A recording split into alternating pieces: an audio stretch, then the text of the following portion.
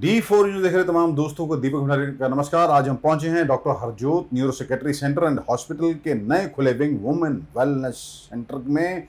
हम बात करेंगे यहाँ के इंचार्ज डॉक्टर दर्पण बांसल के साथ। ये जानी मानी सर्जन हैं, इनसे बात करते हैं कि आखिरकार आजकल किस तरह के मरीज इनके सामने आ रहे हैं। डॉक्टर नमस्कार जी। नमस्कार दीपक जी। हमारे D4 न्यूज चैनल में आपका स्वागत है। थैंक यू सो मच जी। डॉक्टर साहब, किस तरह के पेशेंट्स को आप यहाँ पर ट्रीट कर रहे हैं? जैसे आपने बोला कि ये विमेन वेलनेस सेंटर है, तो फीमेल्स काफ़ी ज़्यादा हमें डिफरेंट वेरियस प्रॉब्लम्स जो हम यहाँ पर देखते हैं जिसके साथ वो आते हैं, हेड टू टो हर चीज़ का हम यहाँ पर डील करते हैं। मतलब सर से लेके पैर तक? जी जी जी। तो सिर में अगर मान लो कोई सिस्ट्स आती हैं डिफरेंट तरह की, जैसे सेबेशियस सिस्ट है, डर्मोइड सिस्ट है, काफ़ी ज़्यादा डराया जाता है बाहर भी, ये जी कोई ट्यूमर है कुछ है, तो उसका अगर हम सही इलाज ढंग से दिखाएंगे किसी स्पेशलिस्ट को तो वो बता सकते हैं कि इससे बहुत ज़्यादा डरने वाली बात है कि ये नॉर्मल चीज़ है, तो वो यहाँ पर हम देखते हैं। तो डॉक्टर साहब, कौन लोग एंटर आते हैं? जैसे आपने कहा कि क्या ये कुछ रूरल बैकग्राउंड से कुछ पेशेंट्स हैं जिनको डराने वाले कुछ वहाँ पर क्वैक्स या कोई कुछ लोग ऐसे हैं जो उनको डरा देते हैं? डराने की काफ़ी वजह भी हो सकती है, जैसे आपने बोला कि क्वैक्स वगैरह, ताकि क्या कहते हैं पेशेंट के मन में वैसे डर हो कि मैंने ये कराना ही कराना है जल्दी। जबकि एक चीज़ है, जैसे अगर मैं मान लो इस पेंडेमिक की बात करूं, ठीक है, अगर बात में कोई सेबेशियस सिस्ट है, सिस्ट कैन बी बिनाइन और मेलिग्नेंट। मेलिग्नेंट मतलब उसका कोई कैंसरस प्रॉब्लम है, बिनाइन है कि उसको हम वेट कर सकते हैं। So in this pandemic we have to weigh कि कौन सी सर्जरी डिले की जा सकती है, कौन सी नहीं। तो बेटर है कि अगर आपको कोई भी प्रॉब्लम लग रही है, आप एक स्पेशलिस्ट के पास आएँ और वो उनको डिसाइड करने दो कि किस चीज़ की कहाँ इमरजेंसी है। तो डॉक्टर साहब, जब से आपने ये वुमेन वेलनेस सेंटर में शुरू किया है, आपकी तरफ से शुरू किया गया था, तो किस तरह के पेशेंट्स, खास करके लेडीज पेशेंट्स आपके पास आ रहे हैं? मैं अगर सीरियसली बात करूं तो कई पेशेंट्स हमारे पास ऐसे आए जो अपनी प्रॉब्लम काफ़ी बढ़ा के आए। रीज़न अगर मैं बोलूं कि जैसे मान लो जो प्राइवेट पार्ट्स की प्रॉब्लम है, जैसे फिशर है, फिस्टुला है, एनल प्रॉब्लम्स हैं जो जी। वो फीमेल पेशेंट्स ने नहीं दिखाई हुई थी, किसी ऐसे ही मेडिसिन ले ली, जैसे हमारे घर में है कि कोई प्रॉब्लम है थोड़ा सा देसी इलाज कर लिया। जी जी, तो वैसी काफ़ी प्रॉब्लम्स ऐसे मेरे पास आ रही हैं पेशेंट्स। पेट की भी रिलेटेड प्रॉब्लम्स आ रही हैं, जैसे कोई पित्ते में पथरी है या अपेंडिक्स है या हर्निया है, तो फीमेल्स आती हैं सभी प्रॉब्लम्स के साथ आ रही हैं। ब्रेस्ट के रिलेटेड आ रही हैं, टीनेजर्स जो हैं अपनी मेंसेस की प्रॉब्लम के साथ, they can openly discuss now. नहीं डॉक्टर साहब, आपने जैसे कहा प्राइवेट पार्ट्स को लेकर, क्या आर दे इग्नोरेंट या वो किसी डॉक्टर के पास जाना नहीं चाहती हैं? See, both I can say there are both the reasons, ignorance as well as carelessness. Ignorance है कि हमें जिस चीज़ का पता ही नहीं है, हम आसपास से सुन लेते हैं, अगर उसको ये प्रॉब्लम है तो शायद मुझे भी ये हो, थोड़ी देर निकाल लेते हैं। केयरलेस मैं कहूँगी कि जो फीमेल्स होती हैं अपनी प्रायोरिटीज़ बैक साइड पे रख लेती हैं कि चलो पहले बच्चों का देख लिया, घर का देख लिया, हस्बैंड का देख लिया। तीसरा कारण भी है कि हमने शर्म के कारण किसी को नहीं दिखाना कि डॉक्टर है, आगे शायद कोई मेल ना हो, मैं कैसे दिखाऊंगी जी। तो यहाँ उनको ये फ़ायदा है कि फीमेल है, सर्जन है और आराम से ये वो बात कर सकते हैं। तो डॉक्टर साहब, क्या सेल्फ मेडिकेशन कहाँ तक लेती हैं लेडीज़? आज देखिए अब मेडिकल साइंस काफ़ी एडवांस हो चुकी है, लोग पढ़े लिखे भी हैं, बार बार आप लोगों की ओर से कहा भी जाता है कि ये सेल्फ मेडिकेशन बड़ी नुकसानदायक हो सकती है। तो कैसे, क्या इस तरह के पेशेंट्स आपके पास आते हैं? डेफिनेटली भंडारी जी आते हैं। अबाउट अगर मैं कहूँ कि 50% लोग अभी भी सेल्फ मेडिकेशन करते हैं, केमिस्ट शॉप पे जाते हैं, अपनी प्रॉब्लम बताते हैं और जो उनको लगता है कि इसके साथ ऐसा कुछ रिलेटेड था तो वो दवाई ले लेते हैं। इनफैक्ट अगर मैं कहूँ कि सिंपल एक यूटीआई प्रॉब्लम जिसको यूरिन की इन्फेक्शन कहते हैं जी। वो तो इतनी ज़्यादा कह लो कि हाई एडवांस स्टेज में आती है कि पेशेंट ऑलमोस्ट सारी दवाइयाँ ले चुका होता है, रेजिस्टेंट हो चुका होता है एंटीबायोटिक्स को, and then they come to us कि हम तो ये वाली सारी लिस्ट ले चुके हैं, फिर भी हमारी यूरिन की प्रॉब्लम नहीं ठीक हुई है।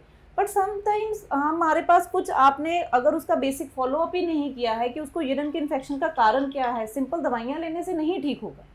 एंड ये यूटीआई एक फीमेल्स में बहुत ज़्यादा आम प्रॉब्लम है। सेम टाइम पे उसका जो वर्कअप है वो एक बहुत ही मेटिकुलस होना चाहिए ताकि हम बेफालतू की दवाइयाँ ना लें और उसका सही ढंग से बेसिक से स्टार्ट करके शायद वो दवाई हमें ज़रूरत ही ना पड़े, सिंपल वाटर इनटेक से ठीक हो जाए। कईयों को होता है कि फंगल इन्फेक्शन है, जब तक वो ना ट्रीट हो आप जो मर्जी दवाई ले लीजिए, वो यूटीआई नहीं ठीक होगी।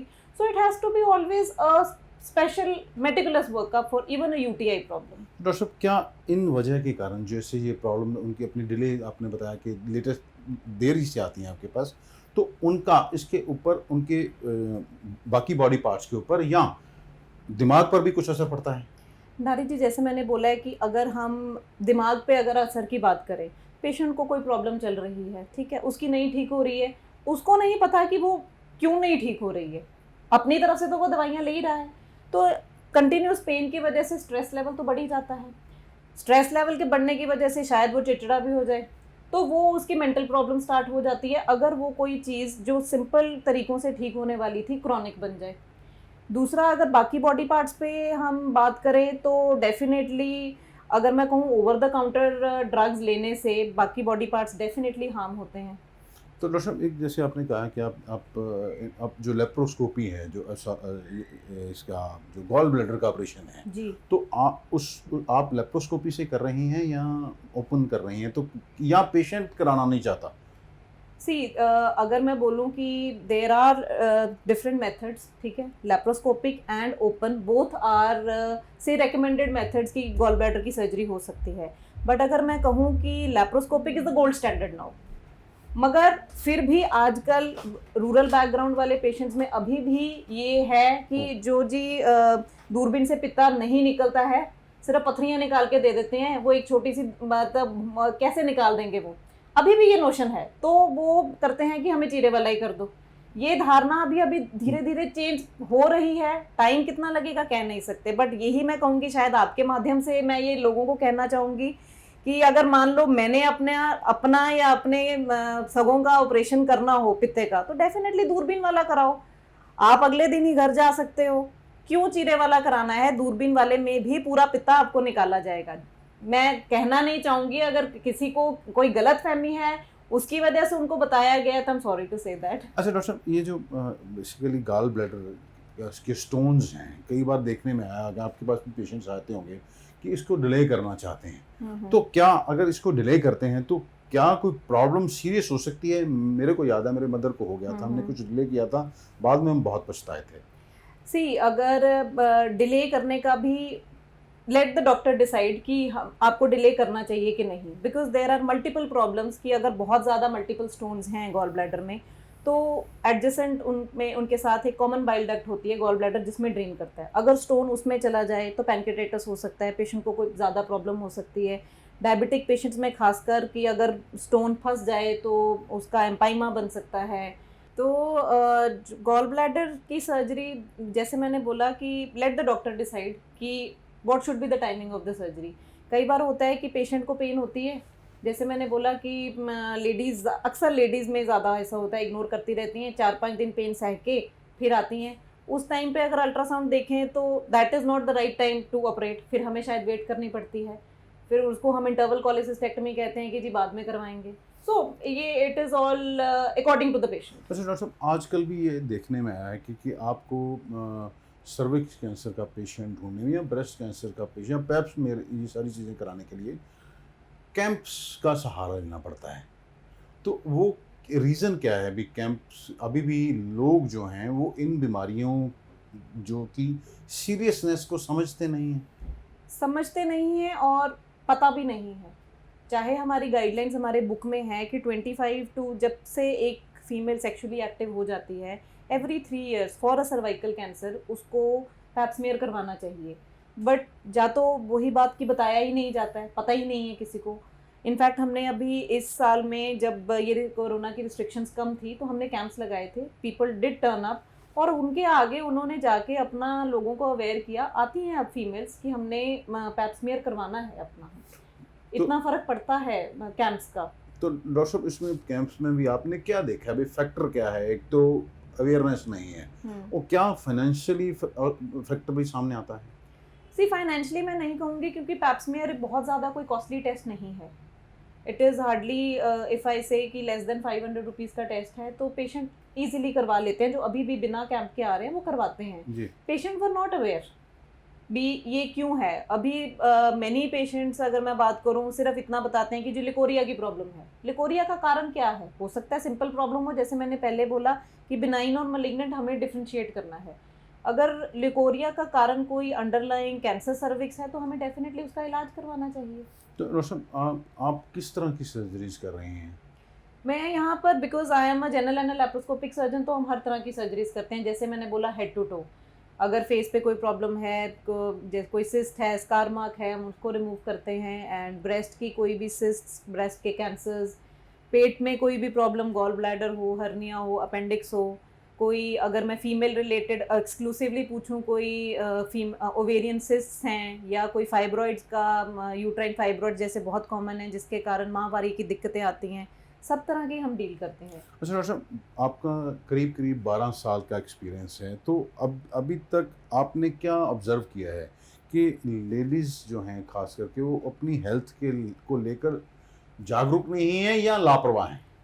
इसमें मैं लापरवाह ज़्यादा बोलूँगी कि वही बात की बैक साइड पे कर लेते हैं कि कोई बात नहीं, बाद में ट्रीट करा लेंगे, मेडन की ज़रूरत है। मेनू की ज़रूरत है। अभी जैसे अगर मैं वेरिकोज वेन, एक बीमारी होती है जो अक्सर मैं बोलूँगी कि ये नहीं है कि अक्सर फीमेल्स में होती है, कि आजकल जो ज़्यादा लॉन्ग स्टैंडिंग, जी आजकल फीमेल्स वर्किंग हैं तो जी प्रॉब्लम आ जाती है। बट भारीपन टांगों में रहना या थोड़ी सी नाड़ें फूलना इग्नोर करती रहेंगी, जी और उसका साइड इफेक्ट ये है कि बाद में कई पेशेंट्स आते हैं, not only females but males भी अल्सर बन गया। अंडरलाइन प्रॉब्लम उसकी थी कि अगर स्टार्टिंग में हमने जो भारीपन को हम देख लेते, इसका एक बड़ा सीधा सा एक अल्ट्रासाउंड होता है टांगों का, जिसमें हम पता चल जाता है कि हम वेरिकोज वेन से हमें पीड़ित हैं कि नहीं हैं, तो हम मतलब इग्नोर करते हैं अपनी मतलब हेल्थ खुद को। अपने लिए उनके पास यहाँ कह दी समय नहीं है, समय नहीं है या मतलब परिवार में इतनी उलझ जाती जी हैं। जी जी बिल्कुल। तो एक लेडीज में एक ओबेसिटी बहुत बड़ा मेजर अपकमिंग डिजीज बनती जा रही है लेडीज जेंट्स किड्स, ये सभी में मैं बोलूंगी कि obesity is one of the coming pandemic again. बैठे अभी इसके लिए भी वही मैं बोलती हूँ कि पहले इसके लिए अवेयर हो कि आप ओबीस हो, उसके लिए क्या मेजर्स करने हैं, कि सिंपल ये नहीं है कि भूखे रह लो, डाइटिंग कर लो। अच्छा एक डाइट प्लान बनवाओ जिससे आपको वीकनेस भी ना आए, आपकी इम्यूनिटी भी स्ट्रांग रहे, आपको एक्सरसाइजेस भी आती हैं। एंड इनफैक्ट अगर मैं बोलूँ कि जो बहुत ज़्यादा ओवर्टली ओबीस हैं उनके लिए सर्जरीज भी हैं। Bariatric surgery is now, I will not say it is an upcoming thing, it is now recognise thing कि बहुत ज़्यादा जिसमें पेशेंट्स मोटापे वाले हैं, उनको शुगर की प्रॉब्लम भी है, वो बेरियाट्रिक सर्जरी करवाएं और वो ठीक हो जाते हैं। लेकिन एक्सरसाइज से मोटापा कम तो होता नहीं, मैं तो वॉक करता हूँ लेकिन मेरा फैट तो डिजॉल्व होता नहीं है। सी वही एक अच्छा diet as well as exercise plan बनवाना पड़ता है। तो डॉक्टर साहब, आप कुछ और बताना चाहें? अगर मैं बोलूं आज के दिन में अभी सभी लेडीज़ को यही रिक्वेस्ट करूंगी कि प्लीज़ अपनी हेल्थ को प्रायोरिटाइज करें। कोई भी प्रॉब्लम है तो आके डिस्कस करें, पहले अपनी फैमिली में डिस्कस करें and do come up to a specialised doctor जो आपको लगता है, be it any mental problem, be it physical problem, but please take care of yourself. Doctor साहब, वैसे तो आजकल इतनी ग्लोबलाइज इतना सब कुछ हो गया है कि हर डे को कुछ स्पेशल डे माना जाता है। कभी कोई चॉकलेट डे आ जाता है या कुछ डे आ जाता है। आज एक वर्ल्ड मेंस्ट्रुअल डे है, तो इस पे कुछ आप खास कुछ कहना चाहें? डेफिनेटली दीपक जी, इस पे मैं बोलना चाहूँगी कि वर्ल्ड मेंस्ट्रुअल हाइजीन डे है। चाहे हम ये डे मना रहे हैं बट सैडली टू से कि अभी भी हमारे गर्ल्स को पूरा अवेयर नहीं किया जाता कि अपने ये जो मेंस्ट्रुअल डेज को कैसे मैनेज करना है। लड़कियां रिलक्टेंट होती हैं बिकॉज उनको फैमिलीज़ में या स्कूल्स में नहीं बताया जाता कि ये जो है this is a normal process, इसके बारे में शर्म नहीं खानी होती है। अगर ये शर्म खाते हैं तो इसके बारे में उनको पता नहीं है कि इसको डील कैसे करना है। अगर मेंसेस आ रहे हैं तो आजकल अभी भी गांव में या रूरल एरियाज़ में पैड की जगह कपड़ा रखा जाता है, और उसमें कपड़े में भी अगर मैं बोलूँ कि उसको हाइजीन की तौर पे नहीं रखा जाता, हाइजीनिकली यूज़ नहीं किया जाता। मैं यही बोलूँगी कि हाइजीनिकली सभी यूज़ करें, अगर कपड़ा भी यूज़ करना उसको वॉश करें अच्छी तरह धूप में सुखा के, एंड उसको अच्छी तरह आयरन करके यूज़ करें। हर 4 घंटे बाद नया कपड़ा या नया पैड यूज़ करें, क्योंकि अगर आज हम इस चीज़ को अच्छी तरह रिकग्नाइज करेंगे, आने वाले फ्यूचर में हमें कोई इनफर्टिलिटी या कोई प्रॉब्लम नहीं आएगी। तो मैं यही बोलूँगी कि अपनी फैमिलीज़ में अपने लड़कियों को खुल के इसके बारे में एजुकेट करें, रादर लड़कियों को नहीं लड़कों को भी एजुकेट करें, भाई बहन सबको ये बताना चाहिए कि ये एक नेचुरल बॉडी प्रोसेस है। तो वर्ल्ड मेंस्ट्रुअल हाइजीन डे पे मैं यही बोलूँगी कि kindly educate our kids for this. धन्यवाद हमारे साथ बात करने के लिए। देखिए, ये थे डॉक्टर दर्पण बांसल, ये सर्जन हैं। इन्होंने आज बताया कि आज भी जो महिलाएं हैं वो अपनी सेहत के प्रति लापरवाह हैं। उन्हें पता है लेकिन खुद को वो पीछे रखती हैं, फैमिली को आगे रखती हैं, लेकिन वो ये नहीं जानती उनकी फैमिली का सारा जो ध्यान रखना है वो उन पर ही है। यदि वो बीमार पड़ गई तो फिर उन बाकियों का क्या हाल होगा। इन्होंने ये भी बताया किस समय में कौन सा टेस्ट, पेप्समियर या किस तरह की स्क्रीनिंग कराई जाए ताकि भविष्य में होने वाली बीमारियों से बचा जा सके। पहले तो आप ख्याल नहीं रखते अपना, फिर आपको उन्हीं बीमारियों को लेकर चिंता होने लगती हैं, जिस कारण आपके दिमाग पर भी असर पड़ता है और फिर पूरी उसका असर पूरे परिवार पर पड़ता है। हमारा भी अपने चैनल के माध्यम से दर्शकों को यही अपील है कि जब कभी भी आपको किसी तरह की कोई प्रॉब्लम हो तो अपने डॉक्टर के पास जरूर जाएं और उससे बीमारी अपनी कभी भी ना छुपाएं। अमृतसर से D4 न्यूज़ के लिए दीपक भंडारी की खास रिपोर्ट।